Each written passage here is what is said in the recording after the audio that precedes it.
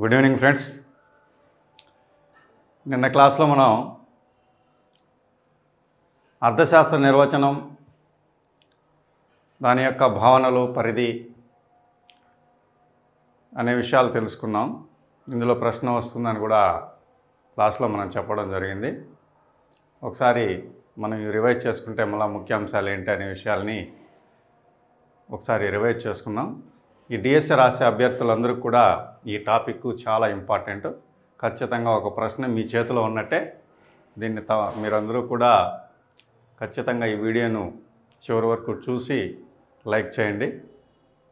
So last క్లాస్లో మనం అర్థశాస్త్రానికి సంబంధించిన భావనల గురించి చెప్పాం. అందులో ఎలాంటి విషయాలపైన ప్రశ్నలు అడుగుతున్నాడు అనే విషయాన్ని కూడా మనం ఒకసారి రివైజ్ చేసుకున్నాం. ఆల్రెడీ డిఎస్సిలో ఇందులో అడిగినటువంటి ప్రశ్న ఒక్కసారి అమర్త్య సేన్కి అర్థశాస్త్రంలో నోబెల్ ప్రైజు ఏ సంవత్సరంలో వచ్చింది అని అడిగాడండి. ఏ సంవత్సరంలో వచ్చింది అని అడిగాడు.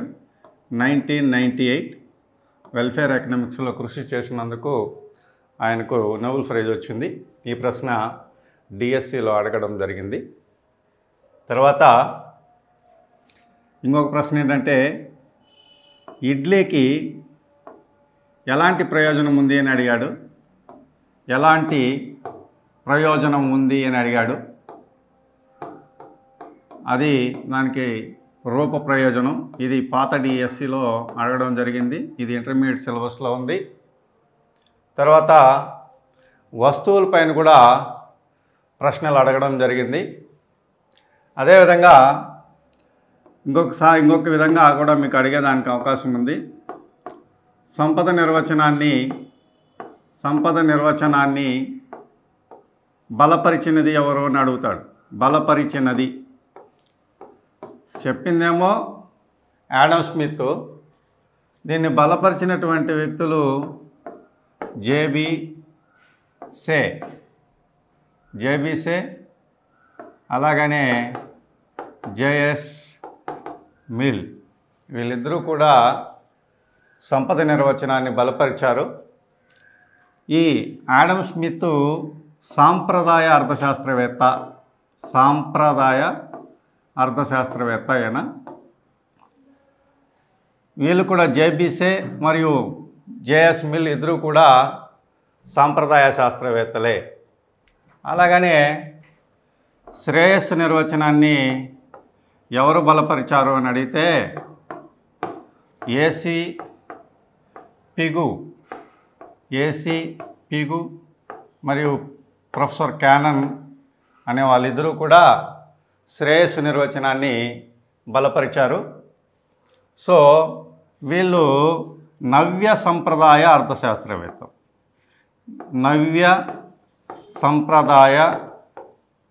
అర్థశాస్త్రవేత్తలు వీళ్ళు.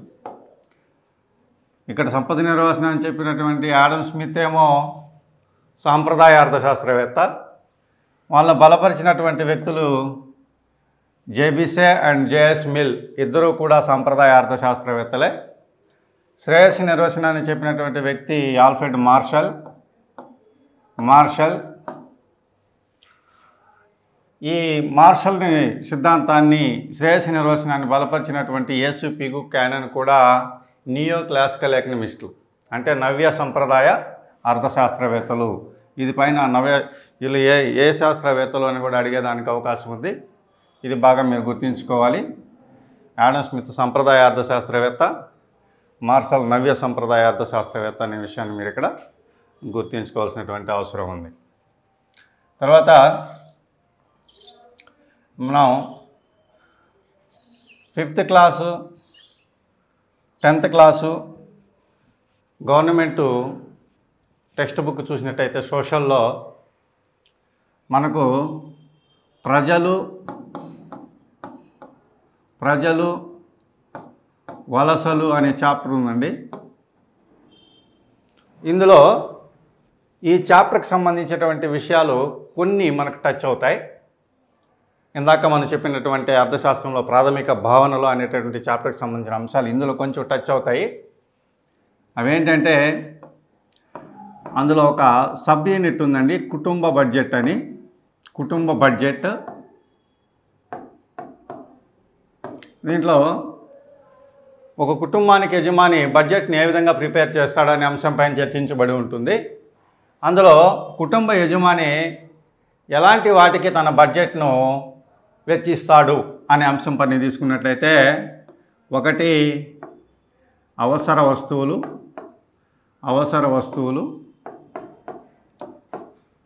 రెండు సౌకర్యాలు,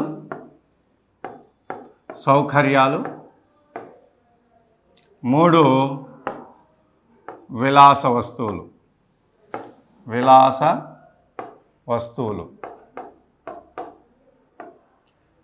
సౌకర్యాలు లేదా సౌకర్య వస్తువులు.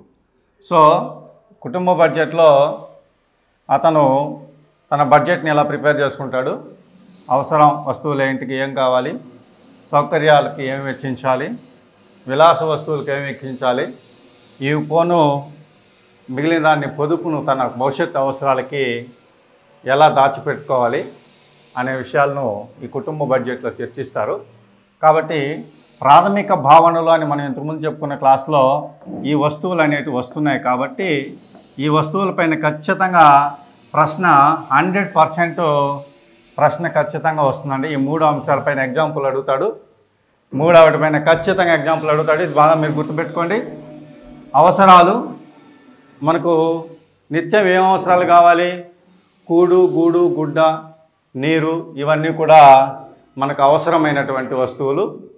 సౌకర్యాలు అంటే ఇంట్లో మనకు కావాల్సినటువంటి మంచం, ఫ్యాను, కరెంటు, ఇలాంటివన్నీ కూడా సౌకర్యాలుగా మనం ఎగ్జాంపుల్ చెప్పుకోవచ్చు. విలాస వస్తువులకి బంగారు ఆభరణాలు,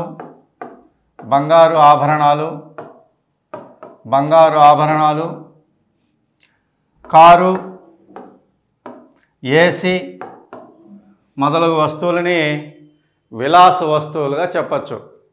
సో ప్రశ్న క్రింది వాటిలో విలాస వస్తువు కానిది ఏది అని అడగచ్చు, లేదా క్రింది వాటిలో అవసరాల వస్తువును గుర్తించము అనొచ్చు, క్రింది వాటిలో సౌకర్యాలను గుర్తించము అని అడగచ్చు. ఏ విధంగానైనా సరే మీకు ఖచ్చితంగా ఈ మూడు వస్తువులపైన ప్రశ్న వచ్చి తీరుతుంది. తప్పకుండా ఈ అంశాన్ని గుర్తుంచుకోవాలి.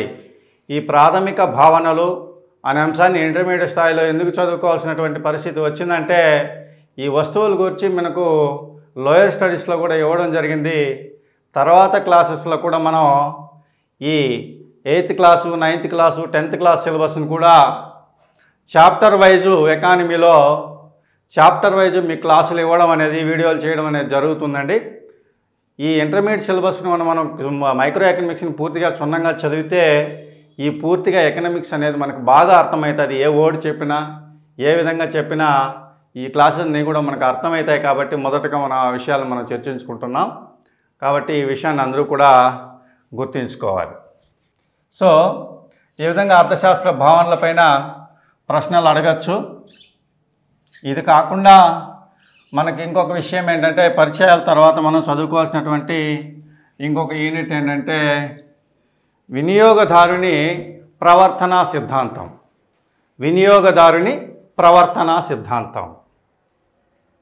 సో వినియోగదారుని ప్రవర్తనా సిద్ధాంతం చాలా ఇంపార్టెంట్. ఇది కూడా వినియోగదారుని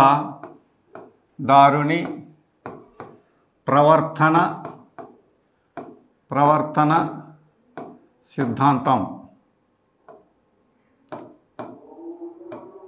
the theory of consumer behaviour. అయితే ఈ సిద్ధాంతంలో మనం ఏం తెలుసుకోవాలి అనే విషయాన్ని మనం ఇక్కడ తెలుసుకోవాలి. ఈ సిద్ధాంతంలో మొదటగా మనం తెలుసుకోవాల్సినటువంటి అంశం ఇక్కడ ప్రయోజనాన్ని గురించి తెలుసుకోవాలి. ఈ ప్రయోజనం అనేటటువంటి ప్రయోజన విశ్లేషణని మొదటగా చెప్పినటువంటి వ్యక్తి బెన్హామ్ అండి.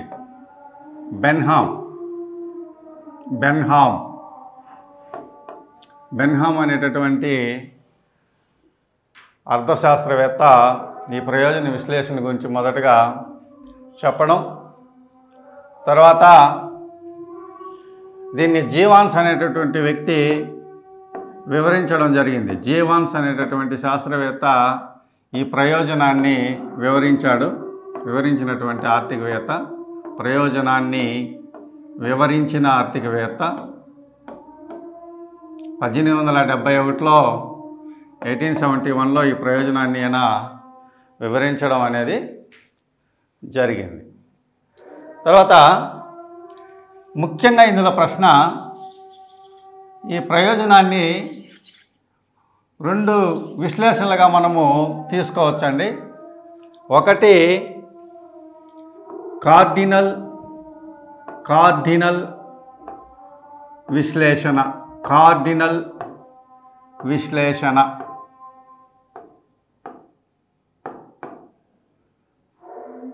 రెండు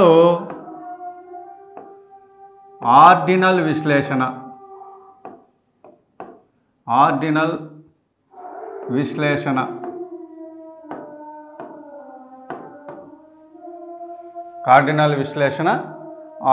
విశ్లేషణ. సో దీనిపైన ప్రశ్న ఎలా అడగచ్చు? కార్డినల్ విశ్లేషణని బలపరిచినది, కార్డినల్ విశ్లేషణని చెప్పినటువంటి వ్యక్తి ఎవరంటే మార్షల్.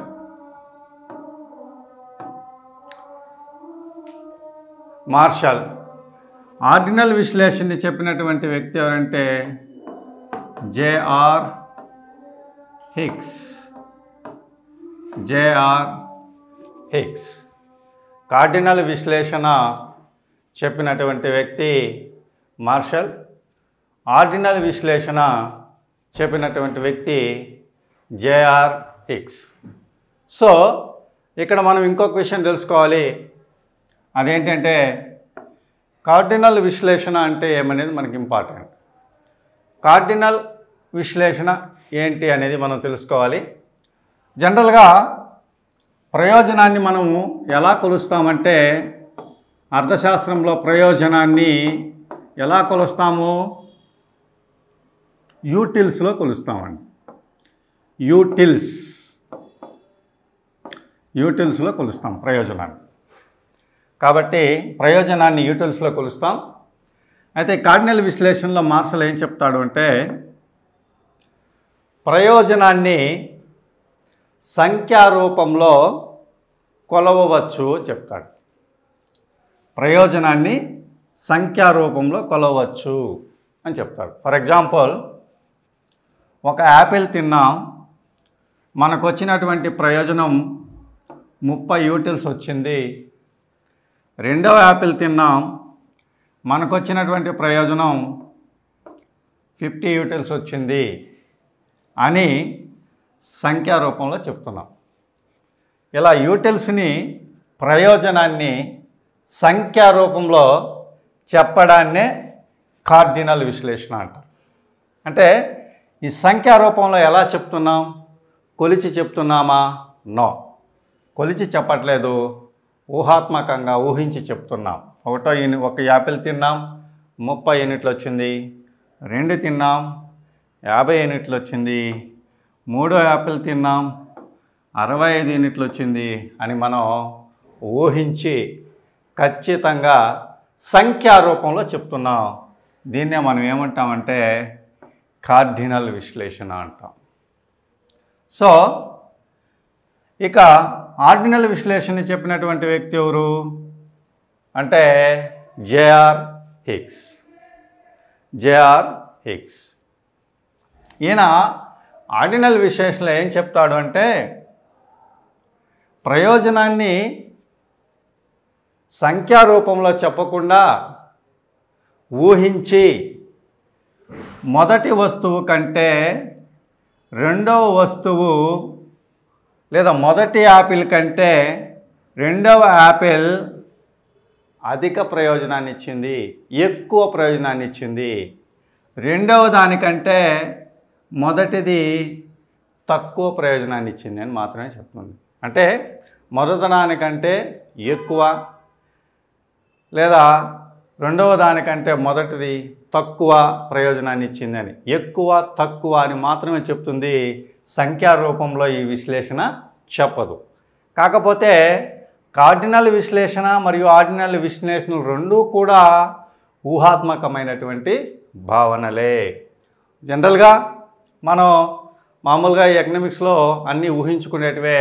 ఫర్ ఎగ్జాంపుల్ ఇలా తీసుకున్నట్లయితే దీన్నేమో మనము ఒకటేమో ఎక్స్ యాక్సిస్ అనుకోండి, ఇంకో దాన్ని వై అక్షం అనుకుంటున్నాం. వై అనుకోండి, ఎక్స్ అనుకోండి. ఒక యాపిల్ తిన్నాం 30 యూనిట్లు వచ్చింది అనుకుందాం, 2 తిన్నాం 50 యూనిట్లు వచ్చింది అనుకుందాం. అనుకోవడమే, ఊహించడమే. ఇదే ఈ విశ్లేషణలు. 2 విశ్లేషణలు కూడా ఊహాత్మకమైనటువంటి భావనలే. కార్డినల్ విశ్లేషణ ఏమో సంఖ్యారూపంలో కొలవచ్చు ఉంటుంది, ఆర్డినల్ విశ్లేషణ ఏమో మొదటి దానికంటే రెండవది ఎక్కువ లేదా తక్కువ అని మాత్రమే చెప్తాయి. ఇది ఈ 2 విశ్లేషణకు సంబంధించి. అయితే దీనిపైన ఇంకా మీకు బిట్టు ఏ విధంగా అడగచ్చు అంటే, కార్డినల్ విశ్లేషణకి ఉదాహరణ గల సిద్ధాంతం ఏది? క్రింది వాటిలో కార్డినల్ విశ్లేషణకు సంబంధించిన సిద్ధాంతం ఏది అని అడగచ్చు. ఇదే వినియోగదారుని ప్రవర్తన సిద్ధాంతం. కంప్లీట్గా కూడా మనకి కార్డినల్ విశ్లేషణ గురించి మాత్రమే చెప్తుంది. వినియోగదారుని ప్రవర్తన సిద్ధాంతం కంప్లీట్గా కార్డినల్ విశ్లేషణ గురించి మాత్రం చెప్తుంది. అవేంటివి కార్డినల్ విశ్లేషణ కింద వచ్చేటటువంటి అంశాలు ఏంటివి అంటే, ఒకటి చీనోపాంత ప్రయోజన సిద్ధాంతం. చీనోపాంత ప్రయోజన సిద్ధాంతం.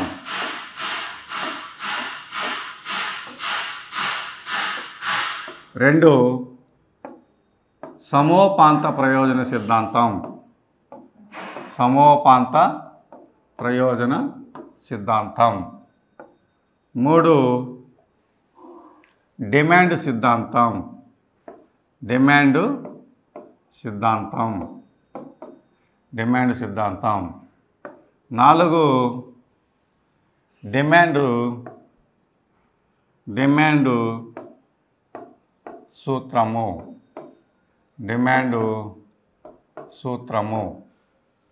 5, డిమాండ్ వ్యాకోచత్వాలు. 6, వినియోగదారుని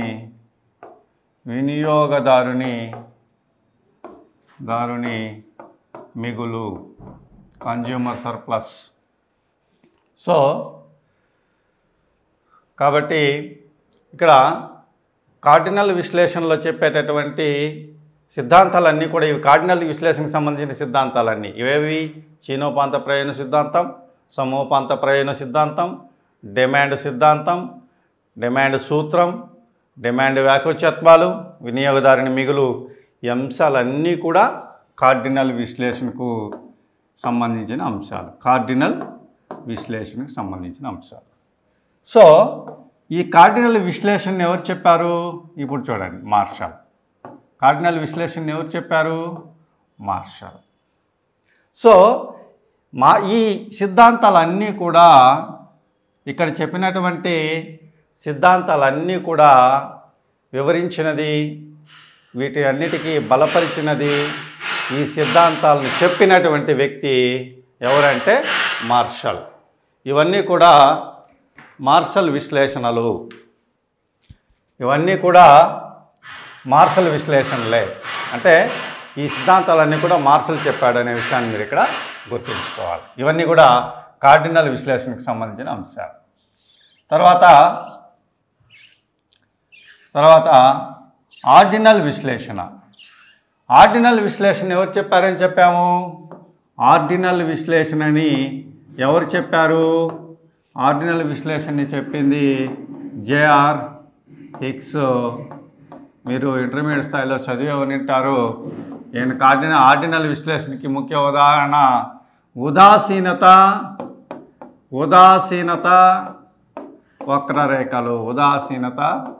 వక్రరేఖలు. సో ఈ అంశం ఆర్డినల్ విశ్లేషణకి మనం ఉదాహరణగా చెప్పచ్చు. ఈ ఉదాసీనత వక్రరేఖలను చెప్పింది కూడా జేఆర్ హిగ్స్. తర్వాత ఇక వినియోగదారుని ప్రవర్తన సిద్ధాంతాల్లో మొదటిదైనటువంటి చీనోపాంత ప్రయోజన సిద్ధాంతం గురించి తెలుసుకుందాం. చీనోపాంత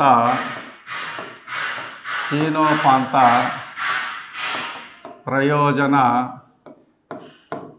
సిద్ధాంతం. చీనోపాంత ప్రయోజన సిద్ధాంతం. సో ఈ సిద్ధాంతాన్ని మొదటగా చెప్పింది హెచ్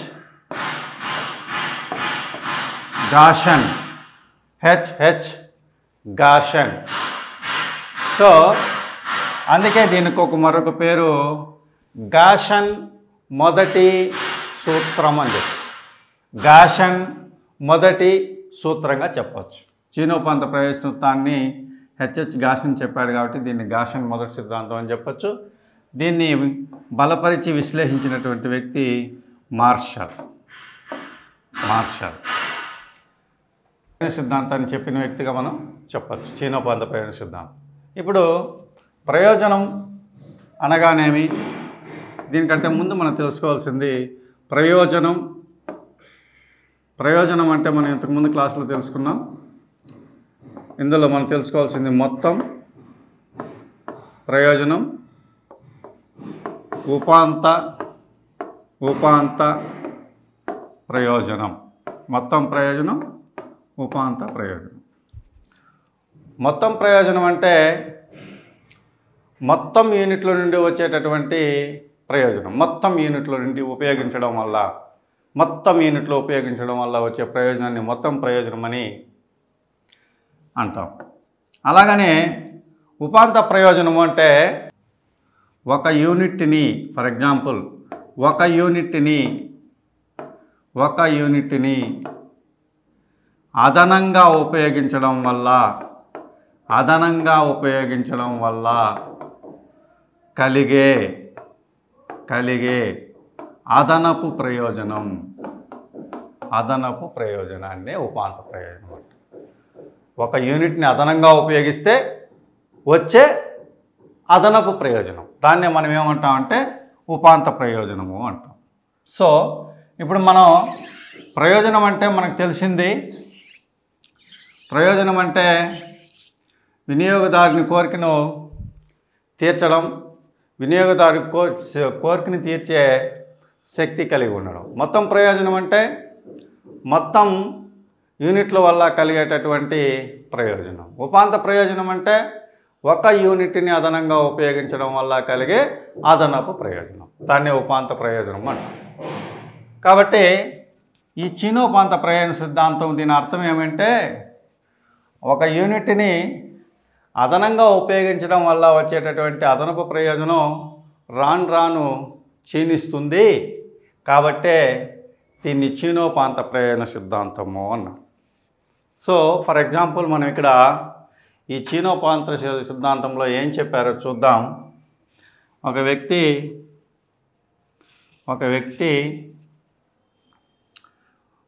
ఇది యాపిల్స్ ఇక్కడ టోటల్ యూటిలిటీ అంటే మొత్తం ప్రయోజనం, ఇక్కడ మార్జినల్ యూటిలిటీ ఉపాంత ప్రయోజనం అని అనుకుందాం. ఒక యాపిల్ని మనం తిన్నాం, ఈ యాపిల్ వల్ల వచ్చినటువంటి మనకు మొత్తం ప్రయోజనం ఏంటంటే 30 యూనిట్లు.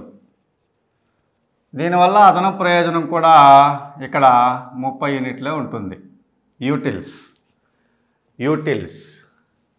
రెండో యాపిల్ తిన్నాం, రెండో యాపిల్ తినడం వల్ల మనకు వచ్చిన ప్రయోజనం ఎంత అనుకున్నాం?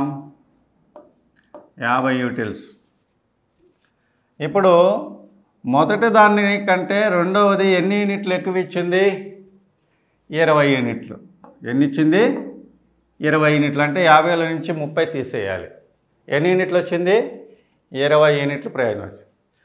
దీన్నే ఉపాంత ప్రయోజనం అంట. అంటే మొదటి దానికంటే రెండవది ఉపయోగించడం వల్ల, రెండవ యాపిల్ని ఉపయోగించడం వల్ల వచ్చిన అదనపు ప్రయోజనం 20 యూనిట్లు. ఇది ఎలా వస్తుందో చూద్దాం. అయితే మూడవ యాపిల్ని వినియోగించాం, మనకు 65 యూటిల్స్ ప్రయోజనం వచ్చింది. మూడో యాపిల్ ఉపయోగించడం వల్ల వచ్చిన మనకు అదనపు ప్రయోజనం ఎంత? ఇక్కడ 15. ఉపాంత ప్రయోజనం ఎంత? ఇక్కడ 15. నాలుగవ యాపిల్ని ఉపయోగించాం, దీనివల్ల మనకు వచ్చిన మొత్తం ప్రయోజనం 75 యూటిల్స్. 75 యూటిల్స్. ఇక్కడ మనకు వచ్చిన అదనపు ప్రయోజనం 10 యూటిల్స్. అదనపు ప్రయోజనం 10 యూటిల్స్. ఐదవ యాపిల్ని ఉపయోగించామండి. ఐదవ యాపిల్ని మనకు వచ్చినటువంటి ప్రయోజనం 80 యూనిట్లు అండి, యూటిల్స్. ఇక్కడ మనకు అదనపు ప్రయోజనం ఎంత వచ్చింది? 5 యూటిల్స్. 5 యూటిల్స్. ఆరవ యాపిల్ని ఉపయోగించామండి, మనకు వచ్చిన ప్రయోజనం 82 యూటిల్స్ వచ్చింది. సో మనకు ఇక్కడ వచ్చినటువంటి అదనపు ప్రయోజనం 2 యూటిల్స్. ఏడవ యాపిల్ని ఉపయోగించాం, మనకు వచ్చినటువంటి ప్రయోజనం 82 యూటిల్స్. మనకు వచ్చిన ఉపాంత ప్రయోజనం, అదనపు ప్రయోజనం 0. ఎనిమిదవ యాపిల్ ఉపయోగించాం, మనకు వచ్చినటువంటి మొత్తం ప్రయోజనం 80 యూటిల్స్. మనకు వచ్చినటువంటి అదనపు ప్రయోజనం, ఉపాంత ప్రయోజనం -2. ఇక్కడ ఎందుకు చీనోపాంత ప్రయోజన సిద్ధాంతం అన్నామంటే, మనం మొత్తం ప్రయోజనం యూటిల్స్ని ఉపయోగించే కొద్దీ మొత్తం ప్రయోజనం ఒక స్థాయి వరకు ఏమైంది? పెరుగుతూ ఉంది. ఒక స్థాయికి వచ్చిన తర్వాత తగ్గుతూ వస్తుంది.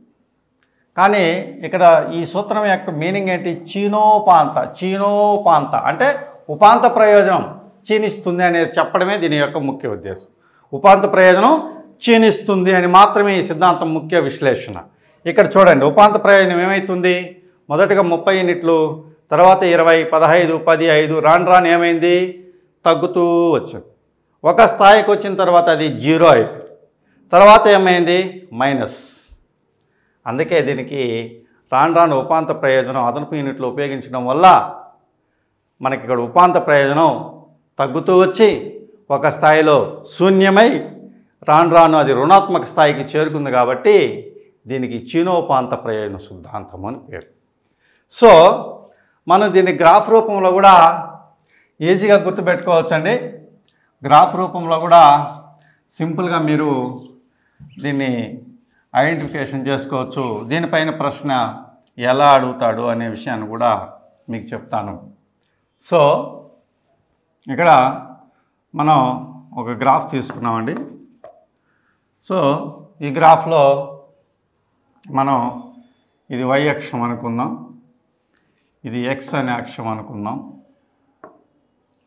సో ఇక్కడ టోటల్ యూటిలిటీ మరియు టోటల్ యూటిలిటీ మరియు మార్జినల్ యూటిలిటీ ఉపాంత ప్రయోజనం వీరొక పైన చూపిద్దాం. సో ఇక్కడ మనం ప్రయోజనం ఎలా ఉంది అనే విషయాన్ని తీసుకున్నట్లయితే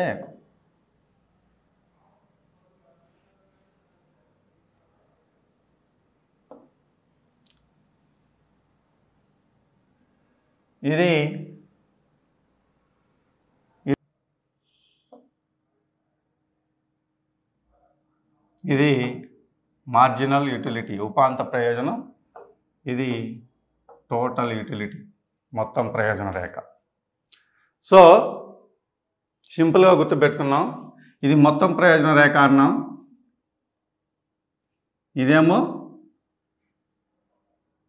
ఇదేమో ఉపాంత ప్రయోజనం అన్నాం. సో మనం ఇక్కడ సిద్ధాంతంలో బాగా గమనించాల్సింది, ఇప్పుడు ఫస్ట్ మనం ఏం చేయాలంటే ఇక్కడి నుంచి దీన్ని డివైడ్ చేసుకోండి. సింపుల్గా వ్యూహాత్మకంగా మనసులో అనుకున్నాం. ఇటు నుంచి ఇట్టా మనం మొత్తం ప్రయోజనం, దీన్ని ఉపాంత ప్రయోజనం అనుకున్నాం. ఇక్కడ ఉపాంత ప్రయోజనం ఇటు పైకి వెళ్తూ ఉందంటే పెరుగుతుంది అని అర్థం. రేఖ పైకి వెళ్తుందంటే పెరుగుతుంది అని. ఉపాంత ప్రయోజనం మొత్తం ప్రయోజనం పెరుగుతూ ఉన్నప్పుడు ఉపాంత ప్రయోజనం ఏమవుతుంది? తగ్గుతూ ఉంది. ఏమవుతుంది? తగ్గుతుంది. ఇది తగ్గుతుంది, ఇది పెరుగుతుంది. సో ఈ స్థాయికి వచ్చే కొద్దికి మొత్తం ప్రయోజనం గరిష్టమైంది. మొత్తం ప్రయోజనం గరిష్టం, అధికమైంది. ఎప్పుడైతే ఇక్కడ మొత్తం ప్రయోజనం గరిష్టమైందో ఇక్కడ ఇది x అక్షాన్ని ఖండించిందనమాట. ఏది? ఉపాంత ప్రయోజనం. మార్జినల్ యూటిలిటీ రేఖ x అక్షాన్ని ఏం చేసింది? ఇక్కడ ఖండించింది. ఇక్కడ దీని వాల్యూ ఏంటంటే 0. దీని వాల్యూ 0. ఇక్కడ శూన్యం అయిపోయింది. ఏది? ఇక్కడ ఖండించిన చోట శూన్యం అయిపోయింది. ఏది? ఉపాంత ప్రయోజనం. సో మళ్ళీ ఈ మొత్తం ప్రయోజనం రాను ఇటు కిందకు వాళ్తూ ఉంది. రేఖ కిందకు వాళ్తుందంటే ఏమి? ఇక్కడ తగ్గుతుంది అని అర్థం. కిందకు వాళ్తుందంటే తగ్గుతుంది అని అర్థం. తగ్గుతుంది. ఇది తగ్గుతూ ఉన్నప్పుడు ఇదేమైంది? x అక్షాన్ని దాటి కిందకు వచ్చేసింది, అంటే మైనస్ అయిందని, రుణాత్మకం అయిపోయింది అని అర్థం. ఈ రేఖ యొక్క సారాంశం ఈజీగా మీరు గుర్తుంచుకోవచ్చు. చూడండి, ప్రశ్న ఎలా అడుగుతాడు? మొత్తం ప్రయోజనం పెరుగుతూ ఉన్నప్పుడు ఉపాంత ప్రయోజనం తగ్గుతూ ఉంది. మొత్తం ప్రయోజనం గరిష్టానికి చేరినప్పుడు ఉపాంత ప్రయోజనం శూన్యమైంది. మొత్తం ప్రయోజనం తగ్గుతూ ఉన్నప్పుడు ఉపాంత ప్రయోజనం మైనస్ రుణాత్మకమైపోయింది. కాబట్టి ఇక్కడ ఉపాంత ప్రయోజన రేఖ ఎక్కడి నుంచే, ఉపాంత ప్రయోజన రేఖ ఎప్పుడు ఏ వాలుని కలిగి ఉంది? రుణాత్మక వాలును కలిగి ఉంది. రుణాత్మక వాలును కలిగి ఉంది. రుణాత్మక వాలు అంటే ఏమి? ఇది ఎడమ, ఇది కుడి. ఎడమ నుండి కుడికి కిందికి వాలి ఉంది. రేఖ ఎలా ఉంది? ఎడమ నుండి కుడికి కిందికి వాలి ఉంది. రుణాత్మక వాలుని కలిగి ఉంది. అంటే ఉపాంత ప్రయోజనం ఎప్పుడు క్షీణిస్తూనే ఉంది అని అర్థం. ప్రశ్న ఎలా అయినా అడగచ్చు. ఫస్ట్ మొత్తం ప్రయోజనాన్ని బేస్ చేసుకుంటే ఎలా అడుగుతాడు చూడండి. మొత్తం ప్రయోజనం పెరుగుతున్నప్పుడు ఉపాంత ప్రయోజనం తగ్గుతుంది. మొత్తం ప్రయోజనం గరిష్టం చేరినప్పుడు ఉపాంత ప్రయోజనం శూన్యం. మొత్తం ప్రయోజనం తగ్గుతూ ఉన్నప్పుడు ఉపాంత ప్రయోజనం మైనస్. ఎలా అడగచ్చు? 3 బిట్లు. ఇక్కడ ఇంకొక విధంగా మిమ్మల్ని కన్ఫ్యూజ్ చేయడానికి ఇంకో రకంగా కూడా అడగచ్చు. అదేంటి అంటే ఉపాంత ప్రయోజనం రుణాత్మకంగా ఉన్నప్పుడు మొత్తం ప్రయోజనం తగ్గుతూ ఉంది. రివర్స్. అర్థమైందా? ఇక్కడ ఏమైంది? మొత్తం ప్రయోజనం పెరుగుతూ ఉన్నప్పుడు గరిష్టానికి చేరినప్పుడు తగ్గుతూ ఉన్నప్పుడు అడిగాం. ఇప్పుడు రివర్స్ ఏంటి? ఉపాంత ప్రయోజనం మైనస్ రుణాత్మకంగా ఉన్నప్పుడు మొత్తం ప్రయోజనం తగ్గుతూ ఉంది. అదే ఉపాంత ప్రయోజనం 0 అయినప్పుడు మొత్తం ప్రయోజనం ఎలా ఉంది? గరిష్టంగా ఉంది. అలాగనే ఉపాంత ప్రయోజనం తగ్గుతూ ఉన్నప్పుడు మొత్తం ప్రయోజనం పెరుగుతూ ఉంది. ఎలా కూడా క్వశ్చన్ అడగచ్చు. సో కాబట్టి ఈ అంశాన్ని మీరు గుర్తుపెట్టుకోవాలి. ఇలా ఈ విధంగా మీరు ప్రశ్న ఏ విధంగా అడిగినా మీరు గుర్తుంచుకోవాల్సినటువంటి అవసరం ఉంది. ఒకవేళ ఉపాంత ప్రయోజన రేఖ ఎలా ఉంటుందంటే రుణాత్మక వాలుని కలిగి ఉంటుంది. ఎడమ నుండి కుడికి క్రిందికి వాలి ఉంటుంది. x అక్షాన్ని ఖండించి ఉంటుంది అని కూడా చెప్పచ్చు. సో అన్ని వేళ ఈ సూత్రం పనిచేస్తుందా? ఏముంది? ఎప్పుడు క్షీణోపాంత ప్రయోజన సూత్రంలో మార్షల్ ఏమని చెప్పాడు? మనం ఈ సూత్రానికి ప్రమేయాలు ఏమీ లేవా? మనం యాపిల్స్ తిన్నాం, మనకు ప్రయోజనం ఇంత వచ్చింది అంత వచ్చింది అని చెప్పారు. ఈ యాపిల్స్ తినే కొద్దీ మనకు ప్రయోజనం పెరుగుతుంది కదా అంటే ఇది కొన్ని ప్రమేయాలకు ఆధారపడి ఉంది. అది ఏంటంటే ఆయన కొన్ని అజంప్షన్స్ చెప్పాడు. ఇలాంటి పరిస్థితుల్లో ఇప్పుడు సపోజ్ ఒక యాపిల్ తిన్నాం, ఇక్కడ యూనిట్లన్నీ ఒకటే రకమై ఉండాలి. యూనిట్లన్నీ ఒకే రకమైన యూనిట్లు కలిగి ఉండాలి. సజాతీయమైన యూనిట్లు అంటే యాపిల్ అనే వస్తువుని మనం తింటే మళ్ళీ రెండో దాన్ని కూడా ఏం తినాలి? యాపిలే తినాలి. 3వ యూనిట్ కూడా దేన్ని తినాలి? యాపిలే తినాలి. 4వ యూనిట్ కూడా ఏం తినాలి? యాపిలే తినాలి అని. ఇప్పుడు ఒక యూనిట్ ఏమో యాపిల్, 2వ యూనిట్ ఏమో బనానా, 3వ యూనిట్ ఏమో గ్రేపు. అలా తింటే ప్రయోజనము, వచ్చే ఉపాంత ప్రయోజనం పెరుగుతుంది, తగ్గదు. కాబట్టి ఆయన ఏం చెప్తాడంటే యూనిట్లన్నీ ఒకే రకమైన యూనిట్లు ఉపయోగించండి, అప్పుడు మాత్రమే ఈ సూత్రం పనిచేస్తుంది. ఒకే రకమైన యూనిట్లు ఉపయోగించాలంట. అంటే ఏదైనా కానీ మనం ఒక యాపిల్ తింటే తృప్తి ఇస్తుంది, రెండోది ఇస్తుంది. రాను రాను ఎక్కువ తినే ముందుకి దానిపైన మనకు విరక్తి చెందుతాం, అంతే కదా. కాబట్టి యూనిట్లన్నీ ఒకే రకమైన యూనిట్లు కలిగి ఉండాలి అంటాడు మార్షల్. సో ఇదొక అజంప్షన్. తర్వాత రెండవది ఏం చెప్పాడంటే యూనిట్లు చిన్నవిగా ఉండకూడదు, చిన్న యూనిట్లు ఉండకూడదు, మరి యూనిట్లు మరీ పెద్దవిగా కూడా ఉండకూడదు. యూనిట్లు చిన్నవి కాకూడదు, పెద్దవి కాకూడదు. చిన్న యూనిట్లు అనుకో, మనం ఏం చేస్తాం? ద్రాక్ష పండ్లు తెస్తాం. ఒక 100 గ్రాములు ద్రాక్ష పండ్లు తెచ్చి 10 ద్రాక్ష పండ్లు పెట్టుకొని ఒక్కొక్కటే తింటే 10 ద్రాక్ష పండ్లు తిన్నా మనకు ప్రయోజనం పెరుగుతుందే కానీ తగ్గే పరిస్థితి లేదు. కాబట్టి యూనిట్లు చిన్నవిగా ఉండకూడదు, మరి పెద్దవిగా ఉన్నా కూడా ఈ సూత్రము పని చేయదు అంటాడు. తర్వాత కాలాంతరం కూడదు. ఏంటి కాలాంతరం కూడదంటే అర్థమేమి? వాడు ఎగ్జామ్లో ఇలా అంటాడు, కాలాంతరం కూడదు. ఏంద్రబ్బా కాలాంతరం కూడదు అంటున్నారు ఏంటి అంటే యూనిట్కి మధ్య గ్యాప్ ఉండకూడదు అని. గ్యాప్. సో ఈరోజు ఒక యూనిట్ ఒక యాపిల్ తిని రేపు ఒక యాపిల్ తింటే ఏం ఉపయోగం లేదు, ఎందుకంటే తినే కొద్దికి ప్రయోజనం, ఉపాంత ప్రయోజనం పెరుగుతూనే ఉంటుంది. కాబట్టి వస్తువుకి మధ్య గ్యాప్ ఇవ్వకుండా తినాలంట, అప్పుడు మాత్రమే ఈ సూత్రం పనిచేస్తుంది. సో ఇలాంటి అంశాలన్నింటినీ కూడా ఆయన దృష్టిలో పెట్టుకొని ఈ చీనోపాంత ప్రయోజన సిద్ధాంతాన్ని చెప్పడం అనేది జరిగింది. అయితే కొన్ని విషయాల్లో ఈ సూత్రం పనిచేయదంటాడు. ఎలాంటి విషయాల్లో పనిచేయదు అంటే ద్రవ్య విషయం.